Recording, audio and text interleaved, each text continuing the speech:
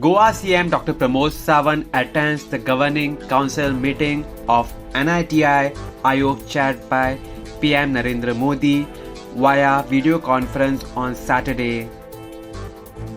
Prime Minister Narendra Modi today spoke of the need for a solid policy framework as the country tries to shake off the economic downturn induced by the coronavirus pandemic.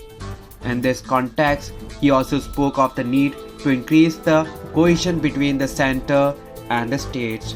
While addressing the sixth meeting of the government's think tank, NITI Aayog, which was attended by chief ministers and governors of the states and union territories.